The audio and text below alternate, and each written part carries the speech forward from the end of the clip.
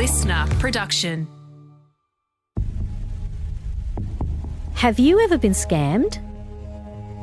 Chances are you or someone you know has. From fraudulent texts to crypto cons, this type of crime has permeated every aspect of our lives.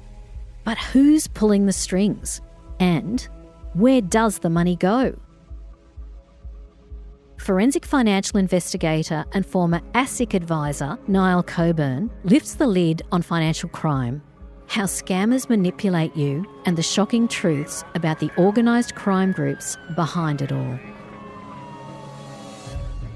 My name's Catherine Fox. I'm a former GP, crime author and screenwriter. I'm enthralled by forensics and have spent thousands of hours researching for books and screenplays. So I thought, why not turn my research into a podcast? Every week, you'll be joining me in discovering how forensic science is helping solve high-profile crimes in Australia and around the world. What scams do is that they target everybody, but they do sometimes target like the young, the impressionable and the elderly, depending upon the type of financial extraction that they want. So, for example, if you have dodgy investment schemes, they're going to go for people who have been recently retired. If you go, for romance schemes, they're going to look at a different spectrum of individuals and target those. Everybody's using the internet, and most people I know have received texts saying your parcels can't be delivered to the post office, give your address. So from the very basic type scam, somebody wanting your personal details, what do they get out of that? What the scammers do is that they build up a profile and a database, and then if they've got your name, they may not have any other information. They can then gradually send you other texts. They can find out what bank you're in. They can find out your address. They can get a copy of your rates notice. So they may be targeting you as an individual, but once you give them information, they can then use their tentacles to get other information about you and build up a profile. And so I can just give you an example of that. My assistant she's an elderly assistant of mine. She's worked for me for 20 years.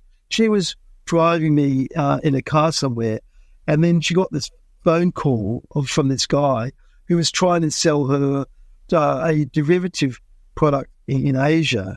And I let the phone call go for a little while, and I said to her, Pam, how long has this been going on? How long? She said, I just talked to this nice young man, and I said, well, this is a scam. He's trying to sell you something. And she said, yes, I know Niall, but he's the only guy that calls me up. So this is how it all starts.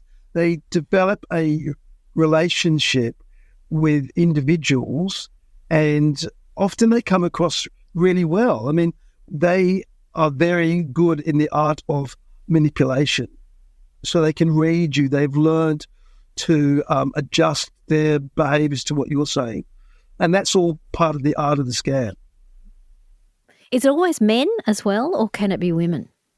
It's a good question. So I would say 80% men, but there's an increase now of women who are involved, and some are being forced to scam. Like you've heard those situations where people from Asia have applied for jobs in Europe or parts of Russia, and then they go there and they're not allowed to leave, and they've got to join like a scamming organisation. So these scams are a larger part of organised crime.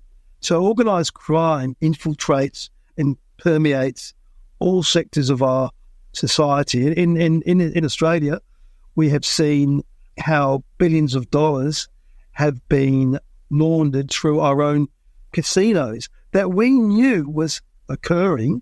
Law enforcement knew, we all knew, but it had to take a few royal commissions for us to say, you've got the spelling incorrect. We knew all this was happening for years. It was reported in the media, but we failed to act. And that means, and this is what it says in the report, that now our country has been infiltrated by organised crime from Asia and also from Russia. That pretty much debunks the sort of concept of, people in a small little house in Africa on the internet. So are you suggesting that that's actually an organised crime syndicate as well, and quite a planned and executed? It's absolutely organised crime. I mean, this is very sophisticated organised crime who know how to disguise a number, who know how to get your number, who know how to talk to you in English. That takes a bit if you're from a foreign country, and who know how to describe a product. Do you think that's someone from an African village in the outback? No, it's not. This is very, very strategic. We lose, for example, in Australia, I think we lost 3 billion last year in scams. 3 billion. And the more money we transfer to organised crime, guess what? The stronger they become internationally. The larger the infiltration there is in our society, like through drugs, through scams, through investment frauds, through weapons. And then you've got to, you've got to think of that this is a larger picture than what we would wish to consider. Just for example, when the triads infiltrated casinos in Queensland and Melbourne, it means that money, and I'm talking in the billions, I'm not talking like a couple of mil, it's in the billions, that money goes back to them. But what do you think they do with that money? They buy more drugs, they move more slave labour, sex trafficking, human trafficking, child prostitution, arms dealing, and then they invest their money in New York. They take that money and then that is invested and it's washed through legitimate organisations. The money can be sent through the Caymans, through different islands, and it can end up in New York being invested in the stock exchange, being invested back in Australia. Then these people who are who are involved in scams, who are on the phone to you, they are the mules.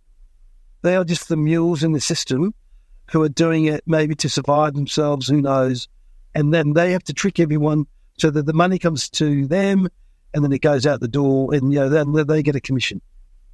So, for example, in the situation where I helped the young lady in Western Australia, the scammer from Nigeria, or I say from Africa, he said he was from Nigeria. He was able to say that he owned real estate in Switzerland and the UK. He was able to show her a bank account in Switzerland, which he had, which is all false, of course. So you don't get that by being in some house in Africa. And also these people are trained in the art of manipulation. And you should hold that word and understand what that word really means. And it means that someone may not get may approach you in one way, and then that doesn't work, and then they will try to approach you in another way, and then you will say something, and then they will react. But what was in it for the fraudsters? What was in it was, I think that he was trying to get funds out of her, to say that I'm not able to release my funds overseas. I'm in a bit of a bind. Can you help me with some of the funding? But the funding actually went to the vendor, not to the fraudster. There was no funding. There was no money transferred at all by anyone. There was the promise of money. There was a promise of money. She signed a contract to pay the bond. I'm just trying to work out his motive, though, or the person's motive, because just as that happened, if she didn't have the money to pay the bond or the deposit, whatever it was, then there was an expectation that she would pay some of the deposit to him, and then that money would flow back to Australia. Okay, so instead of her paying the vendor directly, she was going to pay through him. She's going to transfer money to him, yeah. And then that would form the whole amount that had to be paid for the deposit. So she was going to lose either way. She was going to be answerable to the vendor and would have lost her contribution to the fraudster. That's right. It's an example how you can get into a situation that you have no idea what the repercussions are and the flow through of events which can occur. And you think you're just trying to help somebody who's in a difficult situation administratively? Well, you think that you're in love with that individual and you've been exchanging, very personal letters or, emails, with the promise that they want to start their life with you. And it becomes very illogical, that the thoughts are of love, not the financial arrangement, because he's going to fix everything up because he's a multimillionaire. What do you think made her vulnerable and susceptible in that situation? Because looking from the outside, all the Dr. Phil shows we've seen, all the people who've been on scammers on a current affair type shows, they were very lonely and they were older and more naive and genuinely wanted to help. What brings a successfully functioning professional person to fall victim to this? I think there are many reasons, and often they get people at a vulnerable position in their life. So as this lady, she had broken up, from a boyfriend, there were issues at home. She was struggling financially. There had been a really bad relationship when she was overseas. So she was looking for someone who was kind and who would help her, and she wanted to start her life again.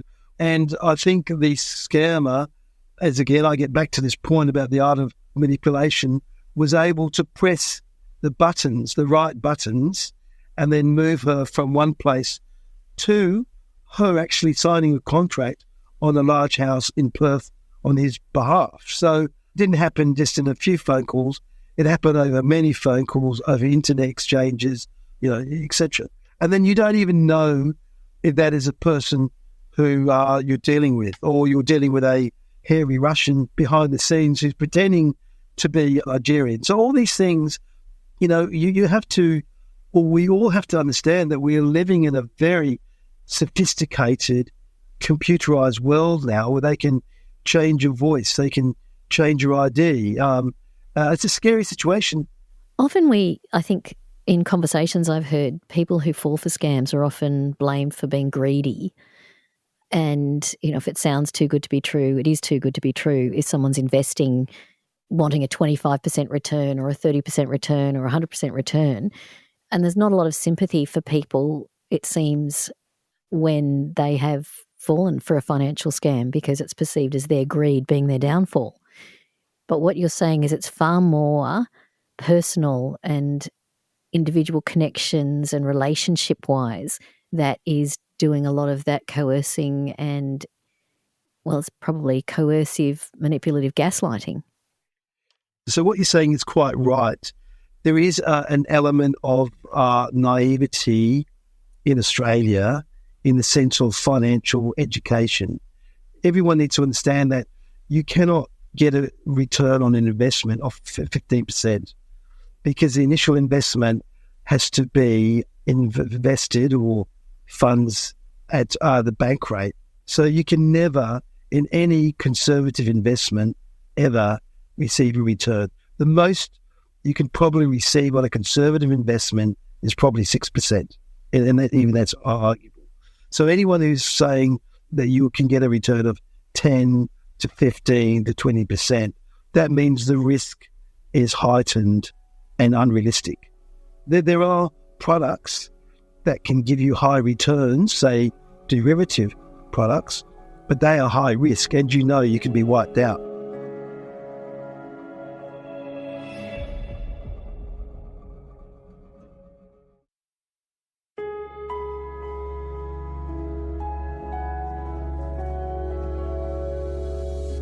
Where, as an investigator, do you start when someone has been scammed or they're now in such financial trouble? Who does that person reach out to? Do they go to the police? Do they find a financial advisor? Do they contact a lawyer? What is the first step for the victim, and then what's the first step for the investigator? So the first step for the victim, if they've lost, we're talking about, say, if it's a significant sum, but even if they've been scammed in a small way, there is a reporting authority called I don't know the exact name offhand, and you should make a complaint because then they know that this scam exists. You can also complain, to ASIC, the Australian Securities Investments Commission, if they're a financial advisor or they claim to be a financial advisor.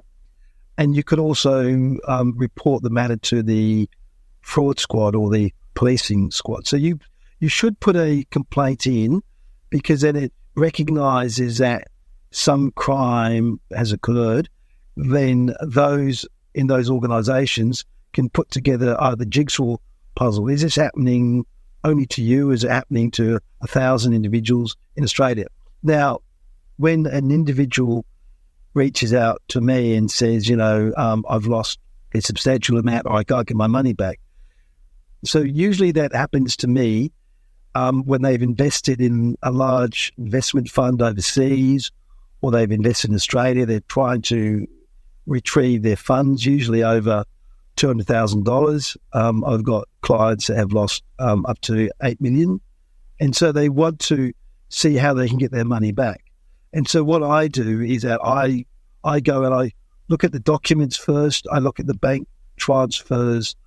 I then research who that financial company is and how we're able to approach them or whether we have to sue them. So the first step is, to clarify if they intend, to pay the money back. Often not. Once you transfer money, the rule is this. The rule is once you transfer your money, you never get it back. So be very careful when you transfer because then you're spending a lot of time and years trying to get money back. Like I'm doing one class action at the moment where it's taken 8 years to sue the insurance investment company in the Isle of Man. In Australia, we have a number of regulatory oversights which protects your funds to an extent. But it does not protect your funds if the fund or the investment that you have given it to negligently or fraudulently whittles away your money. So is it a forensic audit of all the paperwork or any of the emails and everything that these people have been sent? Yeah, so it's a complete forensic review of what was said to the individual, why they invested, looking at the documents upon which the investment is based.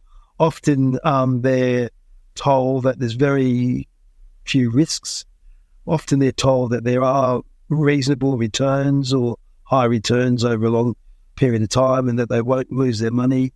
And then you look at the fact that they have transferred their money and you look at the statements coming from the other side and you look at where their money has been invested. Is it invested, in the UK or the US, or has it gone to the Caymans? Are there other accounts? So it's a very sophisticated web, if you like. So when you're involved in these investment schemes or when you are investigating it, you'll find a web behind a web. Does this involve cyber fraud investigators specifically as well, or is this what your team does? Financial crime investigation does involve cyber fraud, but that is a skill in itself. So you're looking at the IP address, you're looking at where that money went. So I can give you an example of that. When I was head of enforcement in the Dubai Financial Centre, the centre established a stock exchange. And what happened is that before the stock exchange opened, someone had all the programs as to the accounts from prospective clients and clients of the exchange. And then they created like a mirror accounts for the stock exchange. So people were sending their money to the stock exchange, but it wasn't going to the stock exchange. It was going to the mirror accounts, and we had to trace the IP address from those accounts from Dubai. We executed search warrants in Dubai. Then that led us to Canada. Then that led us to Malaysia. So we were able to shut down all the IP addresses, but not actually get the money back.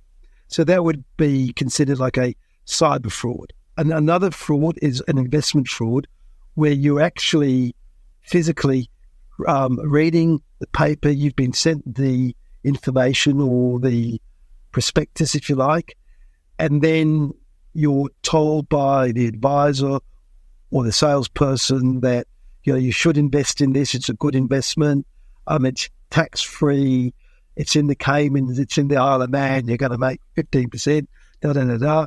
And then you send the money over and it goes into their bank account, wherever that may be. And usually it does go to, you look, you say, oh, who's the bank account? And it could be like the Midland Bank in London. And then that banking account is cleared out overnight and goes to the Caymans and goes to other accounts in the Dominican Republic and etc. So you never get the money back. Once you send the money and you're trying to get it back, it's very difficult. And it's heartbreaking to see, because people realise, oh my gosh, I made a mistake. If you're trying to research for someone in the family, for example, whether this is a valid company or not, how do you go about helping your family member? If you're looking at sending funds, the first thing you should do is do an ASIC search.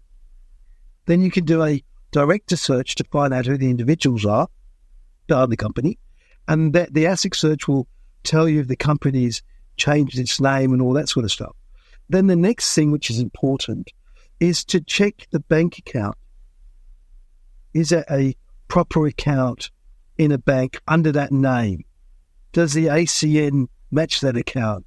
So if there is an account that's with the National Australia Bank, and before you send money to it, ask the bank or whatever bank it is, say, is this a legitimate account? It has checks and balances been done on this account? Because you've got to remember that accounts can be now opened online. So we've left the Trojan horse is getting larger and larger, and then the accounts can be opened online with false information. With you'd be surprised how, as you pointed out, how well fraud can be perpetrated. Because everything can look authentic when it's not. If the account has been opened online, what can the bank disclose to you with privacy? Okay, so the bank can say that they've done all their checks, and that they vouch that is a customer of the bank, and that they don't know any illegal activity that the company is involved in. However, your phone call will make them do a further deep dive. This has happened to a major bank in Australia, where they opened an account quite recently, not knowing that those individuals were involved in a scam. Then the question is the bank liable in those circumstances? And this is where it becomes legal, and this is where it's got to be long drawn out, even if you have a case, to be able to get your money back. Because if our banks are required to pay out on all the scams that run through their accounts or where accounts are used, then it's going to add a tremendous cost to banking, and that cost has to be passed on. And then I'll give you an example. Like, there's a sad situation of a doctor, she just retired, and for some reason that they knew that she had about 400,000 in her bank account. She was called up by the banking IT department, saying that someone it was in their account. They needed to instantly get access to her computer. Again, the art of manipulation. If you don't do this now, you're going to lose all your funds. They make it urgent. They play with your emotions. But that lady, if she hadn't have let the individual in, the scammer in, she would have been insured. Even if her account was attacked from outside, she was insured by the bank. But the mere fact that she let someone in to her account made it that she didn't have a case against the bank. What happens then in the case of a fraudulent bank? There was a case in Australia, a British maritime bank. Yeah, so there was a false bank in the early 2000s called the British Marine Bank, and I was a senior lawyer at the Australian Securities Investments Commission at the time. George Balos and a number of other individuals, both in Sydney and in Queensland, were able to scam about $20 million from elderly Australians. And so what they did, they got a certificate that looked original from a jurisdiction called Melchizedek, which of course did not exist. And that jurisdiction gave them a banking license, which was false. And they also had a physical address in Sydney at the top of MLC Towers with, a very ornate British Marine Bank on the door. In Australia, you're not allowed to use the word bank in any term or any business operation without the consent of the Reserve Bank of Australia. But for some reason, at that time, it went under the radar. They then went round offering loan contracts to individuals with 15 to 20% returns. So that's 20% a month. So that's like 100% a year or more to 200%. And people actually fell for it. So we then started getting complaints from some people that wanted, to get their money back, and they could only get a small amount. And that triggered an investigation which came to me. And the issue was whether or not the regulator should be investigating this because it had the word bank in it. But a bank doesn't mean it's a bank. That's what fraud is. Just because I say it's a bank, it doesn't mean it's a bank. And even, so some of the regulators had to get over that in their mind. And so what you have to look at, you've got to look at where the money goes and what the structure is. And so what we were able to do when we looked at it is see that this money from investors was being pooled in this account at Macquarie, then being emptied and going overseas. When you get 20 or more investors' funds being pooled, that means that it's a managed investment scheme, and you need a license from the Securities Investments Commission to be able to operate that scheme. And also what that makes it, under the law, it's a security which has a special definition in law. But this was urgent because what they were doing, George Ballas and the sales team he had, is that they were targeting elderly investors in New South Wales and Queensland, in old people's homes. So they were earning quite a bit of capital. And so we had to act quickly. We got the search warrant, and then we were able to unravel the scheme. Eventually, after a few years, George Ballas went to jail for 10 years, and the other directors were sentenced to 7 years. So what this shows you, again, is that because you're told something and you're showing something, I know it sounds hard, and all the statements from the false bank were sent to you in a gold emboss, so it looked very sophisticated, and everyone thought, it must be a bank. It's operating from the MLC Centre. And the trouble with regulation is that it takes time to get all the facts together, and you don't want to act too quickly to close down what may be a perfectly legitimate business. But we knew in this case that the Reserve Bank of Australia had not authorised the use of the name bank, and that when we went into the office, they got a bit concerned when we were doing the search warrant. And then, it didn't take us long then to see, this is a scam. It turned out to be a major Ponzi scheme. It's the art of manipulation, the connection with Macquarie Bank, the gold embossed statements, pictures of the nameplate at the MLC Centre, all make an impression on these elderly, they were mostly elderly investors. And so we were able to close that scheme down, and there was some compensation paid. Investors didn't get everything back, but they got approximately 50% back, which was a success. If we can get you 50% back, that's a major success. And that's another point. that if you do get involved in these scams or whatever, you never get all your money back. Very rarely, or I've never heard of anyone ever getting 100% back. Now, if you're coming to retire, if you're in the age group of 50 plus, and you have got superannuation scheme, and you are a bit concerned about the cost of living and all those sorts of issues, and you want to be sensible, don't rush off and get involved in an investment because these things are on your mind. Think through what you're going to invest in.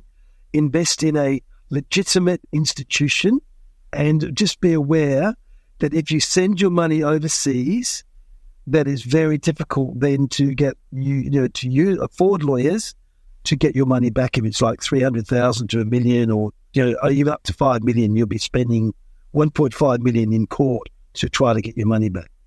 What are the chances of us being exposed to a scammer? Scams have affected approximately 10% of the population, whether we've either been approached or scammed or received a text or even more, and it's increasing. What I would say is this. The question is, what will the future look like? The way that I see it is this, is we are trying to fight 21st century crime with 18th century legal tools. And it won't work because we're trying to, use our injunctions when money has been transferred outside the jurisdiction. And then we're trying to get information on where that money went. And that may take, a number of days. And these things happen instantaneously, like the transfer from one bank to another can happen within seconds. And so what we have to understand is that we've got to approach this whole area of financial crime in a different way. And we've seen cryptocurrencies, we've seen the fall of exchanges. And so I can say this to you, that because organised crime is involved, it will only get more sophisticated, and we need to improve our legal and forensic tools to be able to fight this emerging cyber and financial crime. Niall, this was great. Thank you. Because I think sometimes we assume that the texts we get, well, I tend to get at least 2 to 3 a day, to be honest, about parcels or addresses or something, and I just delete and block them or delete and report them. But I think the more we see that, the more benign they seem. But for a lot of people, these aren't benign. They're organised crime run. They are syndicated. They are a machine that's working to rob people of money constantly. And so thank you so much for sharing that and giving us the red flags that we should be looking for and the best means to possibly protect ourselves and our loved ones. So thank you very much, Niall. Thank you very much indeed, Catherine, for the opportunity to speak with your audience.